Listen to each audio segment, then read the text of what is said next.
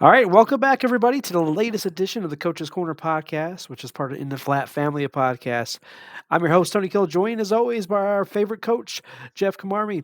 So this week, we're excited to bring you another top 10 matchup, this time from a unfamiliar place on this podcast, the West Coast. We don't get too many top 10 matchups out there in the West Coast, so it's going to be excited to bring this one to you. UCLA at Oregon.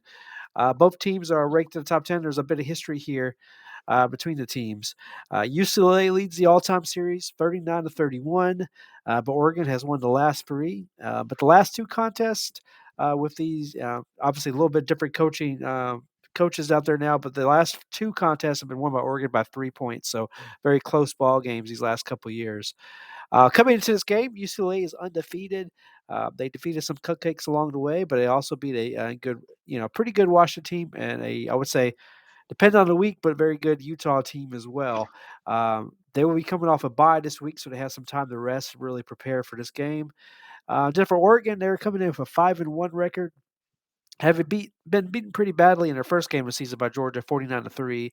But since then, they have beaten the likes of BYU, Washington State, Stanford, and Arizona. So you have to wonder, there is the true team, the one that lost to a good team in Georgia, and the one that's beaten up at either bad or just okay teams throughout the rest of their contest.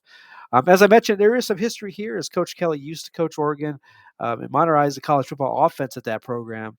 A few years ago, there was even talk of him going back to Oregon, but he decided to kind of branch out and start a new opportunity there at UCLA. The first couple years there were tough for Coach Kelly, but I would say these last 2 years he's got things going like they need to go at UCLA. And they started turning into more of a winning program. So let's dive into this matchup, starting first with those coaches. Let's start with Coach Kelly, Jeff. So, what have you noticed differently since last year? Since the last year with his team, has he changed his coaching style or philosophy, or has he finally gotten the right players into his system?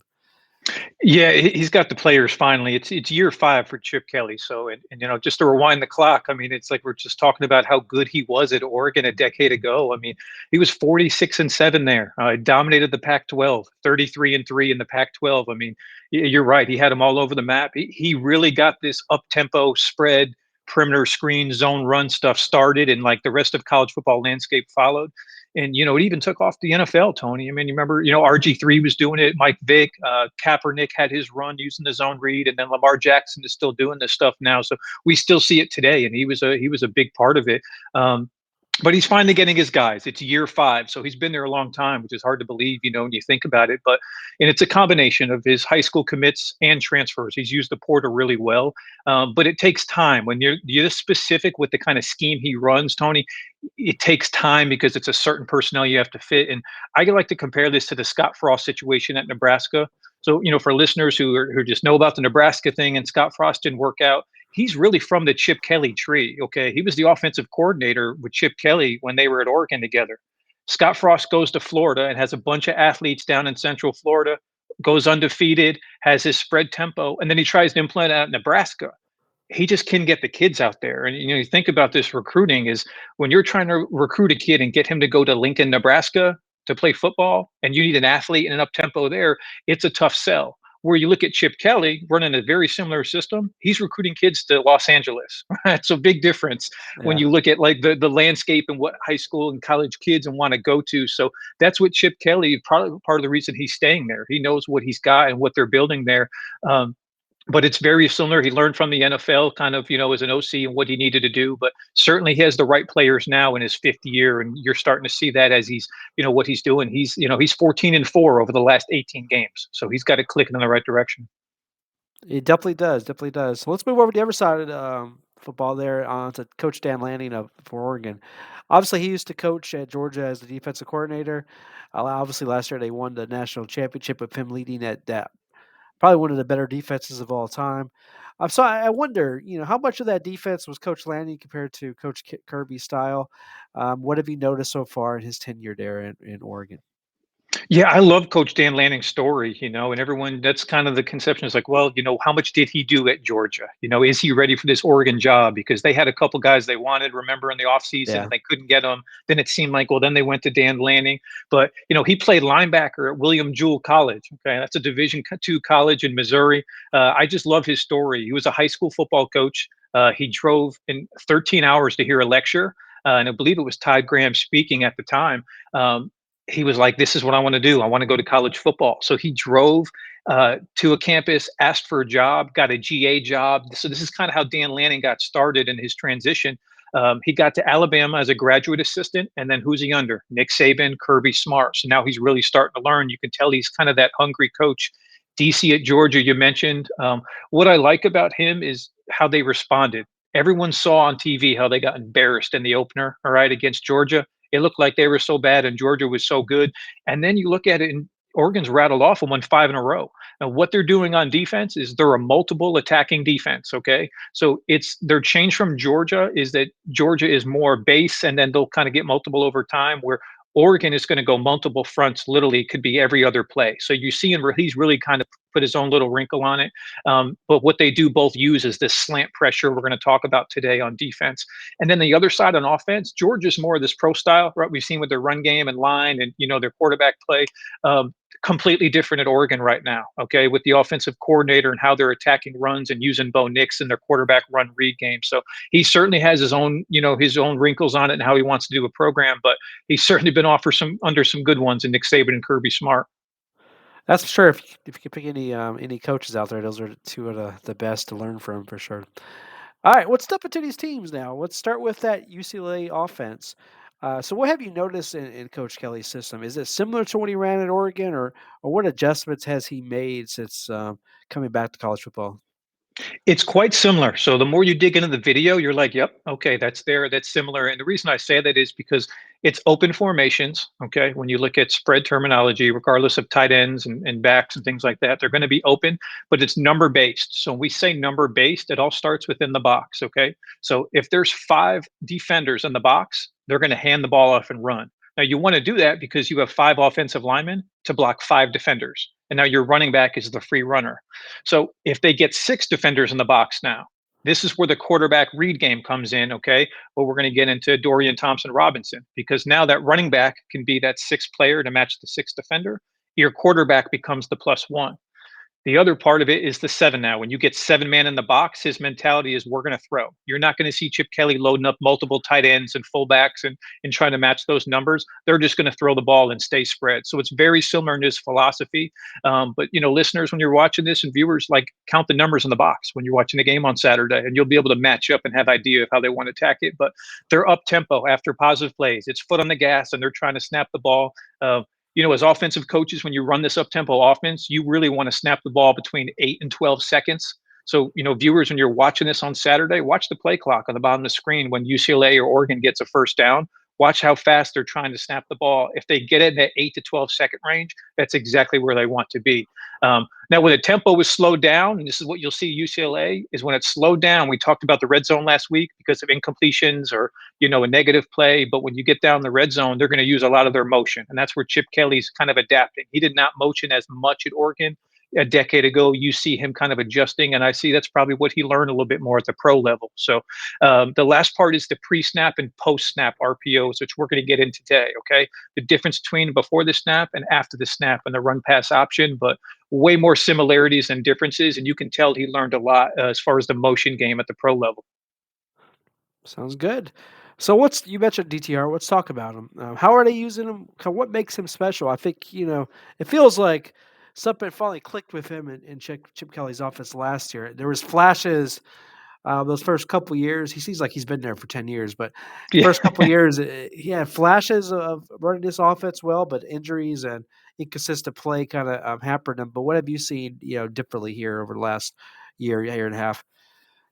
Yeah, so his 5th year, like you said, it's his fifth Yeah. year as a quarterback. We talked about Hooker at Tennessee, a couple being 24 years old. Like experience matters when you're talking about the age difference between 18 and like 23. That's a big difference. So in his 5th year, but just DTR is a 4-star recruit. He's from Bishop Norman in Nevada, so that's a powerhouse football program out there. And longtime football fans, you remember DeMarco Murray, who was at Oklahoma, and then he played for the Cowboys and the Eagles, the running back.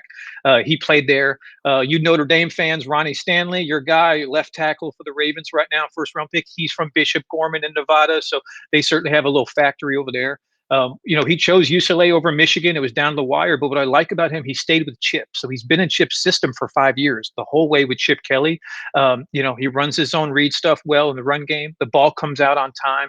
I like to say it's similar to basketball, where he's the ultimate point guard. Okay. He's a facilitator. Okay. He understands the offense and what to do. Tony, you look at his completion percentage, he's almost at 75%, right? Which is ridiculous and completing passes. And the reason he does that is because we're going to get into right now is the pre snap RPOs. So you always hear about RPOs, the run pass option after the pass, right? Because you're either going to run it to the running back or read a second or third level defender, a linebacker or a safety after the snap. That's a post snap RPO. Pre-snap RPO is why his completion percentage is so high. Okay, so when we're watching this game on Saturday, UCLA is going to come up with these pre-snap RPOs. So we talked about numbers in the box. Now we're going to talk about numbers outside the box. So watch the receivers against the DBs outside. Okay, you're looking for numbers out there. If they're 2-on-1 out there, because let's say the safety is playing high and the outside linebacker is tight to the box. So now you only have one cornerback out there and you've got two receivers. They're going to throw that now screen or that bubble quick screen to them right away before the snap. So that's an all run pass option. He's actually just throwing the ball first right now. If they're 3-on-2, Tony, because there's three receivers and let's say there's a corner and an outside linebacker, but you have a deep safety who's not in the picture, they're going to throw the ball before the snap. It's essentially running the ball without having to hand the ball off, right? With that quick screen out there. So this pre-snap RPO. So listeners, remember when you count the receivers and then the DBs before the snap when you watch this on Saturday, and you're going to see DTR take the ball and fling it out there and get into an athlete in space. High percentage throw. He does a great job of understanding the numbers when it comes to the pre-snap RPOs outside. Makes sense. Makes sense. All right. Let's wrap up here with on the offensive side. Is there any other players that you're kind of looking forward to watching in this game? Maybe somebody that can make an impact, make a big play here against the Oregon defense. Yeah, this is the key. All right. It's running back number 24 is Zach Charbonnet. Okay. And the reason I say this is because you're going to see the up tempo. You're going to see these quick screens on their perimeter. They're a heavy play action team, too. In their past, they're not a drop back team. So a lot of these things get masked. The key is number 24. He's Yeah. 6'1, he's 222. He's got great lower body strength. He runs through arm tackles. He's a Michigan transfer. He wanted to come home and play closer to home in Los Angeles. He's got great vision on tight and wide zones. So we talk about big backs and guys. He's able to read it from a vision standpoint, and then he's got that burst and acceleration to run through. It really reminds me of remember Chip Kelly at Oregon had LeGarrette Blunt. So they Yeah. were running zone runs thing just like he's doing right now. It's still a zone run game with a lot of wrinkles in it, but it's a power running back, and that's kind of what you see in the mold of LeGarrette Blunt is this Nick Charbonnet. And then they throw him the screen and swing passes. Heck, in the Utah game, he had 22 carries for 198 yards on the ground with a touchdown. Okay, just torching the Utah defense. So, away, like I said, from the tempo and the screens and all the spread stuff. Number 24, Zach Charbonnet. This is the guy that's going to go. That's my player to watch for UCLA. Yeah, I think he's my player to watch as well. I was going to bring him up. He's a very explosive back. I've loved, you know, I think he had a kind of a down year with Michigan, came over to UCLA maybe because of injury, and he's just been explosive ever since. He's really kind of lifted this offense up. Maybe it's no coincidence that they started playing more into Chip Kelly's offense once he actually came aboard and started being a big product of it. I think he's impressive against big teams. I think I read like 7.5 yards a carry against top 25 teams. Even this year, he catches the ball out of the backfield, 11 receptions for 143 yards, 13 yards a reception. So Hmm. he's explosive. It's hard to bring down. He could definitely wear down the other team and help UCLA get this victory. So it's definitely somebody to watch. Let's move over to the other side of the ball for Oregon, the Oregon defense. So maybe, we all know about Dan Lanning and his success with defense. So maybe tell us a little bit about who he has as his defensive coordinator for the Oregon defense, and what kind of defense are they running out there? Yeah, so it's Tosh Lupoy is over there. Okay, so Tosh Lupoy, he was in Alabama. Now you remember him as a longtime defensive line coach. He got in a little issue with NCAA allegations. He kind of rebranded his career. He's one of these Nick Saban tree guys that goes in as an Yeah. analyst. All right, so he goes to Alabama in 2014. He stays until 2018. So in that 4 or 5 year period, he moves his way up from an analyst to a defensive coordinator for Nick Saban. So the guy can coach ball. Okay, then the last 3 years he's been in the NFL as a defensive line coach. He's back in college this year, running a defense at Oregon under Dan Lanning. Full authority, what they do. Multiple is the theme. They run a 4-2-5 base. Next play, Tony, they'll be in a 3-3 stack. The next play, they're going to be in that 5-1 bear front to confuse offensive lines. So that's kind of what he's doing on defense. And the theme I see as far as multiple is they slant. Okay. So when you slant, okay, watch the defensive line when you're watching this Oregon defense. They're all going to slant either to the left or to the right. Now, Georgia does a whole lot of this. Okay.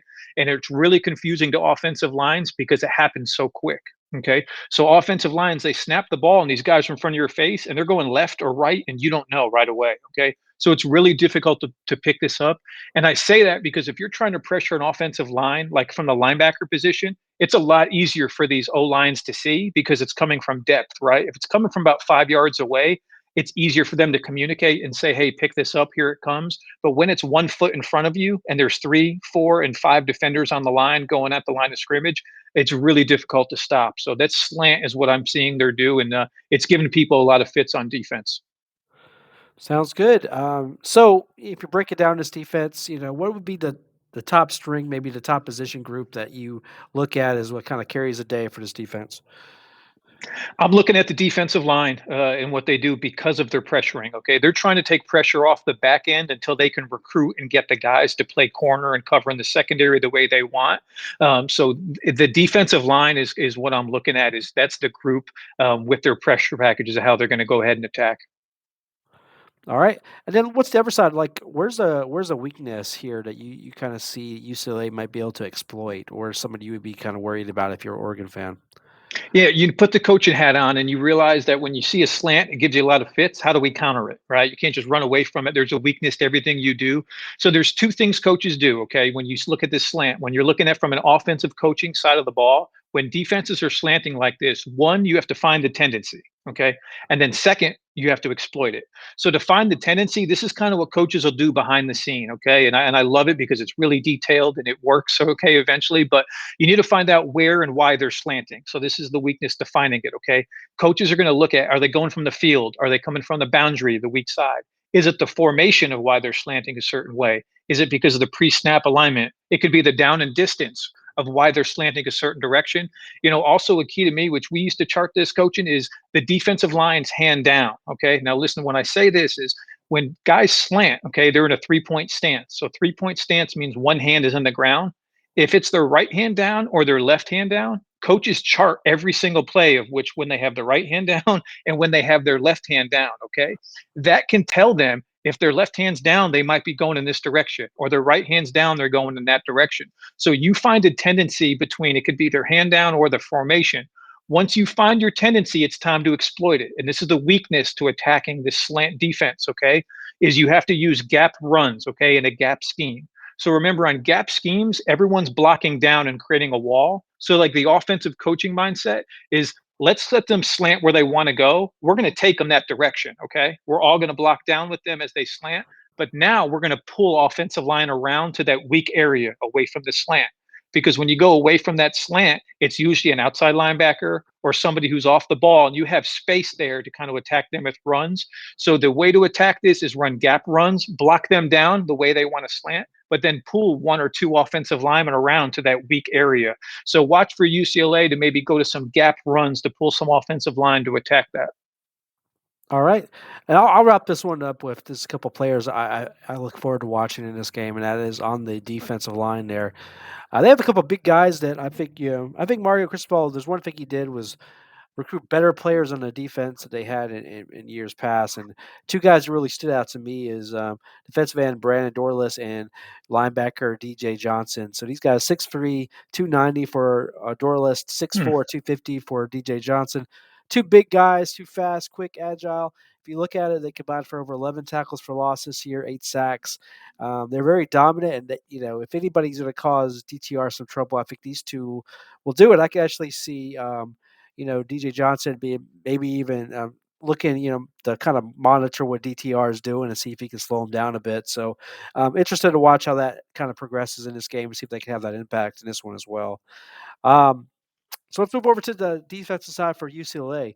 I think when you watch them, they show up as dominant as there's some points scored against them, but they do find they're not as dominant. They find ways to win. They give up some points here and there, but then they stop other ways. So, they've been consistent at times, inconsistent at other times. So I'm just interested in what you see, put your coaching hat on when you watch this defense. What do they do well? What do they struggle with? Yeah, I mean, look at Bill McGovern, who's their DC, and he's got Northeast college football ties to him. He coached at Holy Yeah. Cross, he coached at UMass, he coached at Boston College, but he's been in the NFL 8 of the last 9 years as a linebacker coach in the DC. That's where he spent his time. But what I see with them is, heading into the Utah game, they were number one in the Pac-12 in rush defense. Okay, it's stopping the run at just around 80 yards a game. Um, at their second and third level, their defense, Tony, their linebackers and their DBs have really good ball skills. They create turnovers at a high rate. They do a good job. When I dig into the video, I see how they're mixing their zone coverage well. And something that I took notice of is their Tampa 2 concept. All right.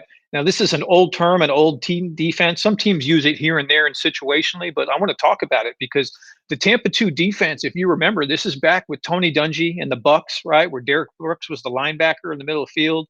John Lynch was at safety. Warren Sapp was at defensive line, but they dominated the NFL in this Tampa 2 defense. What a Tampa 2 defense is, it's two high safeties, okay, and they split the half of the field in zone coverage. One has one half, the other one has the other half, okay? And then you have two cornerbacks. They're in zone coverage as well, but they're going to be in that front flat area about 5 to 7 yards. So you'll see them press those receivers, and their job is to kind of take away that flat and be good tacklers on the Tampa 2. You move to the outside linebackers, Tony, and they cover what we call the hook to curl area. The hook to curl area is going to be right outside the tackle box right there, okay, where teams are trying to hit those quick stop routes and snag routes on them inside. But the key to this is the middle linebacker, okay? And this is where, if you remember, Derek Brooks was so good because he would run down the middle field and could run with tight ends. Brian Urlacher did it with Chicago, and the Bears ran a heavy Tampa 2 defense. He was the kind of guy who can do it. And that's what you see with his defense now. You just don't see as much of this, okay? Because, in 2022, uh, tight ends, they're not run blockers first, okay? They're pass catchers first. So when they're pass catchers, they're a little bit more athletic. It's tougher for middle linebackers to run with them down the seam. But, I mean, back 20 years ago in the 90s, the early 2000s, these tight ends were run blockers first. So you can get away with it playing this Tampa 2 and not having to get attacked down the middle of the field. But it's a strong unit. They create turnovers and zone coverage. And watch for this Tampa 2 where that pressing those corners in that flat, safeties are high, and that middle linebacker is running right down the seam to cover them in the middle of the field. All right. Let's talk a little bit about stop at Bo Nix here. So, when I look at the UCLA defense, I think what I've noticed is they're really good at kind of eliminating those explosive plays. But for example, red zone has been a bit of an issue for them there, and so could see that's where someone like Bo Nix can really take advantage and use his running attack to cause some havoc for them there. How do you think this defense will do against the mobile ability Bo Nix? Throughout this ball game. I think it's a big challenge. It's a major challenge because we just talked about this Tampa 2, right, where they've got to cover the middle of the field. They're only rushing four. And if your middle linebackers drop into the middle of the field to play center field, you've got space underneath. That's where Bo Nix is doing his damage. Okay. We're going to get to Bo Nix and talk about his design runs and QB runs. But if he drops back and has to beat this four-man UCLA defensive line, if he can get underneath it, there's a lot of space underneath for them. So UCLA is certainly watching on video and adjusting their game plan because they're not going to be able to line up in the same defenses that they've been shown on video and match up with Bo Nix in the run game. You saw Cam Rising at Utah give them fits in the red zone and kind of extend some runs as a running back. You've got a different athlete with Bo Nix, so it can be a challenge for this UCLA defense. All right, and to wrap this one up, any particular players standing out to you here for the defensive side or any maybe position units that you want to watch that you feel like could make the biggest impact in this game? Yeah, I mean, when I look at this defense, and the first guy I got to look at, Tony, is Darius Musaw. Okay, when I say Darius Musaw, he's a middle linebacker. Okay, he's number 53. He is the key when they run this Tampa 2. We talked about Derek Brooks and Urlacher and this kind of scheme. He's that guy for them. Okay, when they run it. So in the Utah game, when they ran Tampa 2 in the red zone, he actually was the one who turned, ran to play center field, and picked off Cam Rising in the red zone for an interception. Awesome play. He's 6'1", he's 230. He's a transfer from Hawaii, so he's got experience. Last year at Hawaii, he had 108 tackles. This guy's a tackling machine and the athleticism to drop back. So he's a transfer that we talked about Chip Kelly kind of putting those guys together as he wants. He's got the genes too. His younger brother plays football at Hawaii. He's an offensive lineman. So number 53, the middle linebacker, Darius Musow. He's the guy to look for when you watch the anchor of this UCLA defense. All right, let's move on to the final piece here is the Oregon offense. So obviously Dan Lanning is known as a defensive coach, and you always worry how a defensive coach will kind of create a good offensive strategy. I even look at like as a Notre Dame fan, Marcus Freeman and Notre Dame, they're struggling on the offensive side. And that's not really something he's as familiar with. So I'm always interested to watch those defensive coaches. Who do they hire? What kind of system do they run? So what have you seen so far in Oregon that get that can really positively motivate the fan base out there that offense is going to be moving in the right direction? Sure. We talked before about the differences, right? With Dan Lanning coming over, what he's going to do at Georgia on defense. What's their offense going to look like? It's not pro style because they brought over Kelly Dillingham. Okay. Kelly Dillingham, he's 32 years old and he's the OC at Oregon right now. I love his story, okay? He started coaching football when he was 17 years old, and this is how it happened, okay? He's a senior playing high school football. He tears his ACL. Now, if you're a senior playing high school football, you tear your ACL, you're out for the season. That's your career right there. What does he do? He goes ahead and starts coaching the JV team, okay? The younger guys underneath him. By 21 years old, this guy's the offensive coordinator of his varsity high school football team at 21, right? So now you see why he's 32 and what he's doing. He's been the offensive coordinator in college. He worked his way up. He's been the OC at Memphis. He's been at Auburn, and he's been at Florida State, all as the offensive coordinator. So you got a young, kind of innovative mind right now what they're doing. But they're zoning gap runs. They've got a 1-2 punch at running back. But the biggest thing that they're doing is they've taken Bo Nix to a different level in the run game and the way they design runs, and they let him read certain runs. So they've really expanded what Mario Cristobal built, right? A strong offensive line, speed backs, okay? And then they just put more spread concepts with it. So it's kind of like if it ain't broke, don't fix it, mentality. But then you Yeah. put your own spread winkles on it. So really good coaching. He's a really up and coming, young, exciting coach to see Kelly Dillingham and kind of what he did with this Oregon offense. All right. And then what's you mentioned Bo Nix, so let's talk about him. I think if you watch Bo Nix in Auburn for many years, there was a lot of inconsistencies in his game.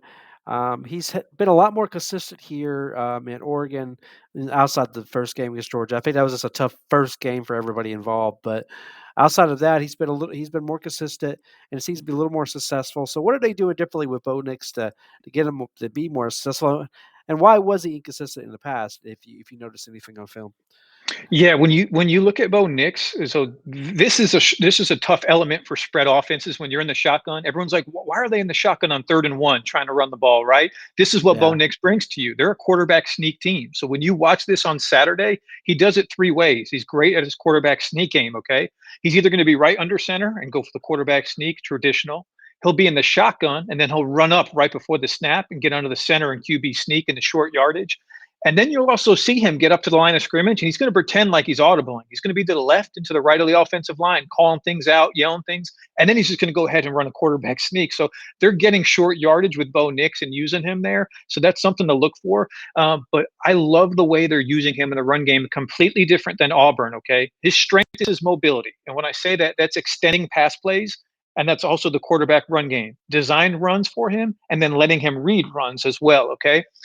Amazing stat. When I looked at him on video at Auburn and you saw him, they used him as a drop back passer and then, hey, kind of take off when you can and go, right? And let him yeah, go. That's really not playing to his strengths, okay? And you notice that because when you look at his yards per run, okay, this is his 3 years at Auburn, okay? His freshman year, 3.2 yards a carry. Sophomore year, 3.6 yards a carry. His junior year, 3.7 yards a carry. So he didn't break 3.7 yards a carry as a runner. Okay.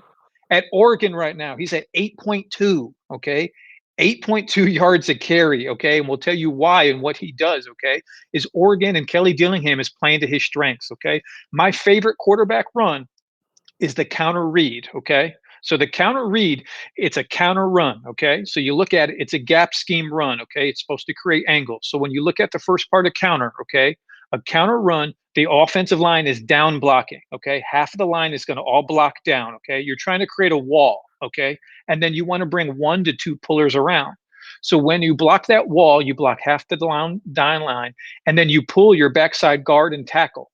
And your guard is going to go ahead and he's going to kick out the defensive end and then your tackle right behind him, he's going to pull behind him, and he's going to lead right underneath up on that linebacker. So you get a kick out, and then you get a tackle to line up right inside there, and you pull two guys. Okay, it's a really physical run. It's nasty. Offensive line like it because they like to pull. They like to feel like they're athletes and out in space. But when you look at the counter read, that's the run concept to it. Now, the running back in the backfield, he's running what looks like wide zone. So he's going to be offset, Tony, to the quarterback, and he's going to run flat right across the line in front of the quarterback, like he's getting the ball on a stretch play.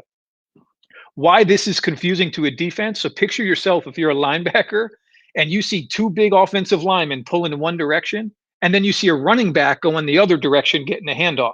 You kind of freeze. You're like, what am I supposed to look at? So this is the ultimate misdirection. And then all Bo Nix is doing is he's reading the defensive end.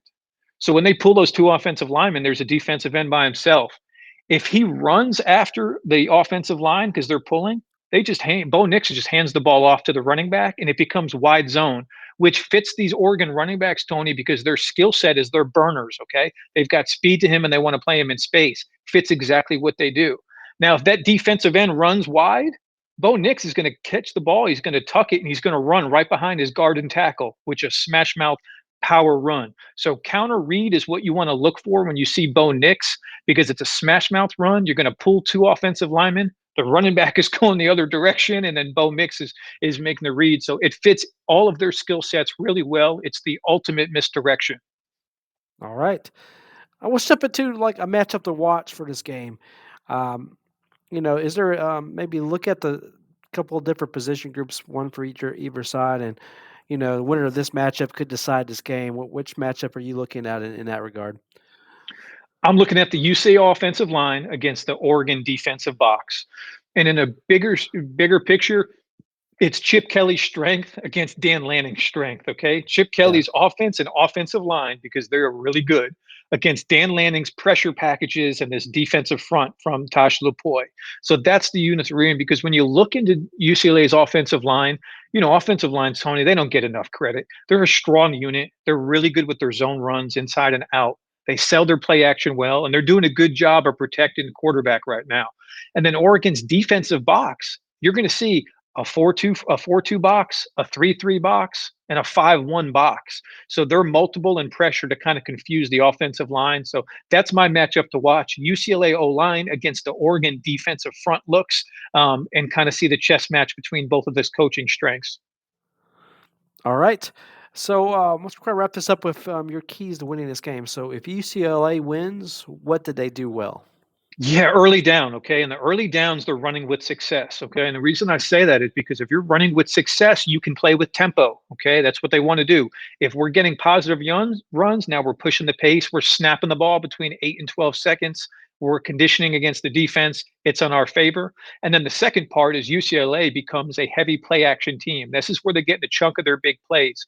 Is Chip Kelly's really becoming a heavy play action pass off of this run? So the keys to winning early down of UCLA on offense: success early to play up tempo and go play action. And then on the defensive side, UCLA create turnovers because that's what you're doing this year. You guys got some ball hawks out there at linebacker and in the secondary. You want to make Bo Nix become a drop back passer and have him turn over the ball. Okay, so that's what you do. If you win on defense, you're creating turnovers, and then you're containing him in the run game on these runs and design runs underneath. All right. When I look at Oregon, Tony, I mean, their keys to winning on the other side, it's Bo Yeah. Nix's quarterback run game. I mean, because if they use him as a runner, they're able to spread the defense out, but they're actually to use him as like an extra running back, okay? Because of how much they're using him with this 8.2 yards per carry. So if they're winning on offense, Oregon, it's because they're using him with their quarterback sneaks we talked about, his counter read, and then those design runs. And then I flip it over, and if Oregon wins, it's on defense because of their multiple fronts, the 4-2, the 3-3, and the 5-1. They have confused UCLA's offensive line. They have disrupt their run schemes, and they put pressure on UCLA's offense. So those are my keys to winning when I look at each side of the ball for these teams. All right. No, good breakdown there. It'd be interested to see which ones happens on this weekend. As far as final predictions, when I look at this game, I kind of look at a returning coach like Chip Kelly going to Oregon. It could be one of two ways. Either you're angry at the former team and you want your team to be motivated, ready to go, or you have a lot of love and you have a lot of emotions coming back to the game, and it may mess up your game planning. It may be where you focus too much on certain things, and it could cause your team to have a little bit of an emotional letdown. Um, I even look back at the game earlier this year with Notre Dame and Ohio State. Marcus Freeman going back to Ohio State. Mm, He focused all year on that game. They made it really close, but it took him out of the next few games. And maybe it knocked him off for the season, and maybe some stuff to learn as a coach. So Chip Kelly, I wonder how his team's preparing, how they're looking this week. When I listen to him talk, he's really talking up the love of Oregon. So I do wonder what his emotions are like going into this game.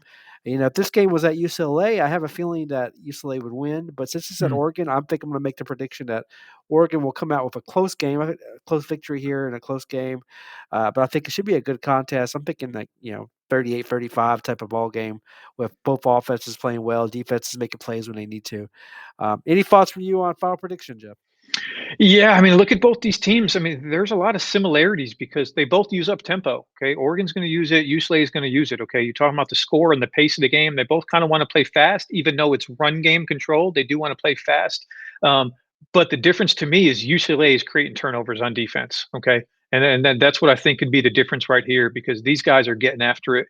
Washington attacked them with double moves, out and up, stop and goes. But that's kind of like the end of trying to get them. So I look at UCLA creating turnovers versus Bo.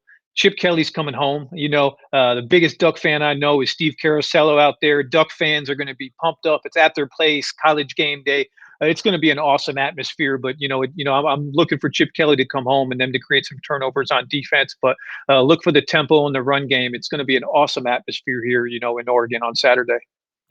No, I agree. It should be a good one. When you have these big matchups out there, usually crowds are live and everybody's ready to go. And so this is an early game too, so you don't have to wait till midnight to watch it. It's gonna be at 3:30 Eastern, I believe, if I remember correctly, so it's gonna be in the afternoon, early for them, so I am interested in how that early start time, Yeah. impacts the players because I imagine most of them are used to playing night games or late afternoon games, so this will be a little bit different. I wonder how that would mess with the routine a bit, but, we should look forward to seeing that. There should be some more good matchups this week, so I hope you guys enjoy college football, and if there's any contests upcoming you want us to check out or review on here, please let us know at In the Flat Pod on Twitter, in the Flat Podcast .com for our website, and we will talk to you guys next week. Bye. See you.